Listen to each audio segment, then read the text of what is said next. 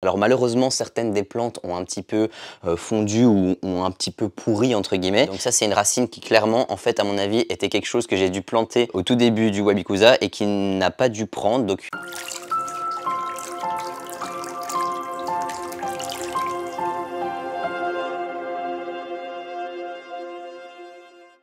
bonjour tout le monde, bienvenue sur Aquabota. Ça fait longtemps qu'on ne s'est plus retrouvés, vous et moi. Donc moi je suis là pour un petit peu faire les updates du Wabikusa. Parce que rappelez-vous, il y a de ça maintenant un bon nombre de mois, j'avais commencé la réalisation d'un Wabikusa.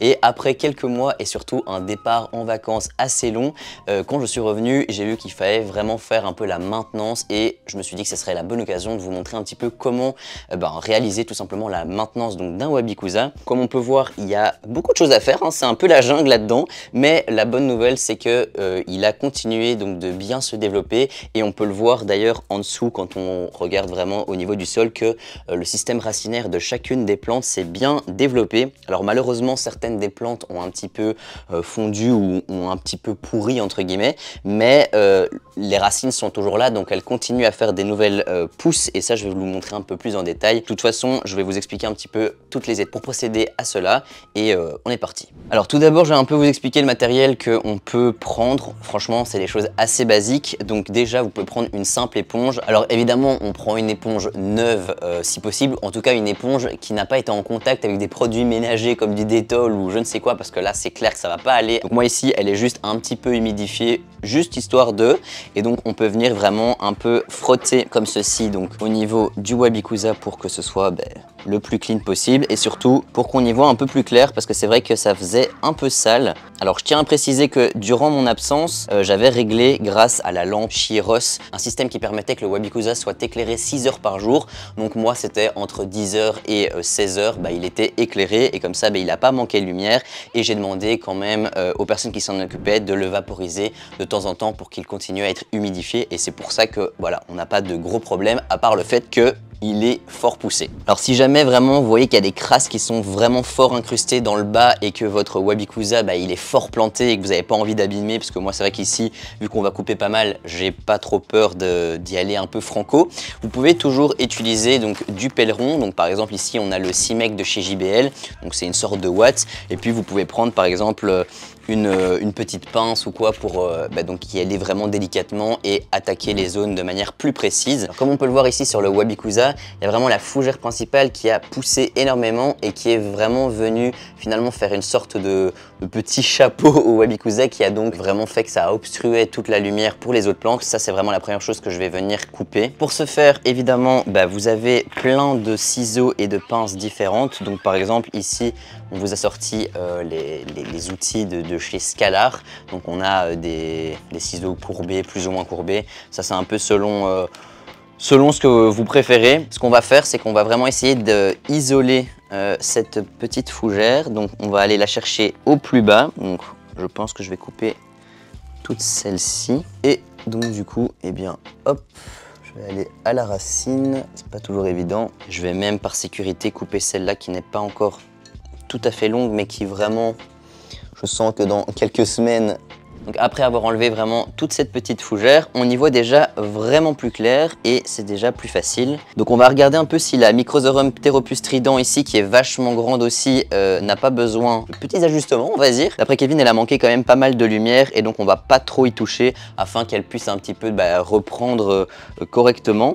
Mais si jamais il y a quelques pousses qui sont un peu... voilà, par exemple ici, on a une racine qui ressort. Donc ça, c'est une racine qui clairement, en fait, à mon avis, était quelque chose que j'ai dû planter au tout début du Wabikusa et qui n'a pas dû prendre. Donc elle est là, elle est volante. Donc je vais l'enlever et on verra si on peut la replanter après ou pas.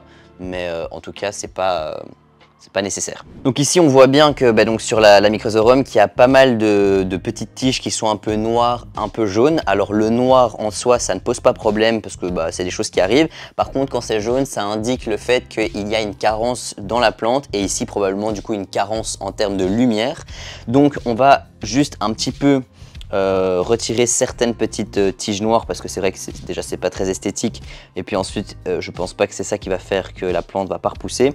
Mais on va pas trop y toucher parce que c'est important qu'elle puisse donc réavoir sa lumière. Alors si jamais vous voulez également utiliser une pince, toujours les pinces de chez Scalar dans ce cas-ci, on vous mettra tous les liens en description comme à notre habitude. Alors ensuite, on a l'Alternathera Reiniki Mini qui, elle, a vraiment bien poussé. Vous voyez, quand je la tends, vraiment, elle ressort du Wabikusa. Donc ici, il y a plusieurs petites racines au niveau des nœuds. Donc je vais venir couper dans un premier temps, juste en dessous, là, sans couper la racine, évidemment. Voilà. Vous voyez bien ici, la petite pousse que je viens de couper, elle a vraiment 3 petites racines dans le bout. Donc c'est ça qui va permettre que elle s'enracine. Donc on va juste retirer les 2 petites feuilles à côté. Et donc là, on a une belle petite tige qu'on va venir repiquer tout simplement. Et d'ailleurs, on voit bien qu'elle a eu assez de lumière vu qu'elle est déjà en train de faire des petites fleurs ici sur le bout. Donc vraiment, c'est assez chouette. Et ça, on la garde pour après. Juste ici, vous voyez qu'il y a plein de racines un petit peu brunâtres avec des restes de plantes. C'était une Glossostigma qui, elle, malheureusement, n'a pas tenu le coup. Alors, elle a fait plein de racines, donc on va quand même la laisser. On ne sait jamais qu'elle reprenne vu que maintenant il y a plus de lumière et que elle a quand même tenu tout un temps avant que vraiment elle ne se fasse envahir par les autres plantes par-dessus.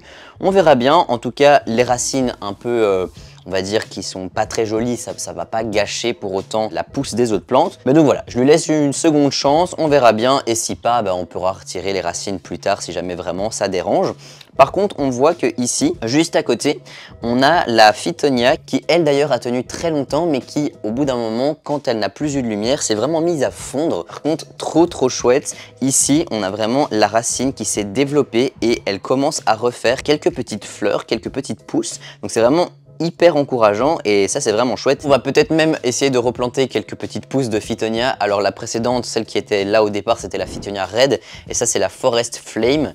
Donc c'est un peu différent mais pourquoi pas, hein, ça apportera du rose clair, du rose rouge un peu plus foncé. Ça pourra donner un peu de couleur parce que c'est vrai que ce Wabikusa, comme c'était mon premier, je le rappelle, il n'était pas incroyable en termes de couleur, etc. Peut-être qu'un jour j'en referai un, on verra bien. On va déjà voir comment évolue celui-ci. Mais donc voilà, donc ça c'était pour les petites infos. Donc on va maintenant, je pense qu'au niveau taille, je vais plus rien tailler parce que le reste me paraît bien. Mais par contre, je vais venir replanter parce que c'est vraiment ce qui se passe au niveau de l'avant-plan qui a posé problème et qui en a pris un coup clairement. Donc on va essayer de repeupler un petit peu notre avant-plan. Je vais venir repiquer mon Alternathera Reiniki. On la prend de la manière dont on peut et je vais venir la repiquer plus ou moins à l'endroit où elle était, un peu sur le côté.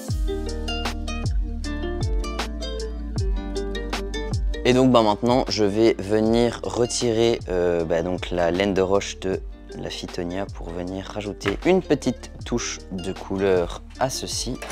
Elle s'ouvre toujours très facilement. Les Phytonia au moins, c'est pas compliqué. Donc il y en a 3. Celle-là, elle me paraît peut-être déjà un peu trop volumineuse. Je vais plutôt prendre une plus petite. Je vais prendre celle-ci parce que celle-là, elle est assez sympa. Elle s'est déjà un peu divisée en deux. Donc je trouve que ça pourra apporter un côté un peu longitudinal sympa. Donc on est reparti avec notre petite pique. On peut aussi y aller avec les doigts. Parfois, c'est plus simple quand on n'arrive pas. Jusque-là, avec la forme du Wabikusa, c'est pas évident. Vous voyez, ici, il y a une pousse de Phytonia Red et il y en a une ici sur la droite aussi.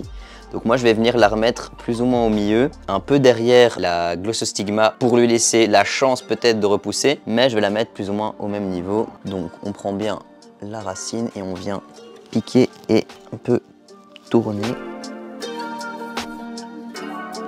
Donc voilà, on a vraiment bien rafraîchi notre petit Wabikusa. Il est à nouveau tout nu comme s'il était en début de vie, même si son système racinaire est maintenant extrêmement bien développé et qu'on a un sol qui est vraiment riche. Et ça, c'est le plus important finalement.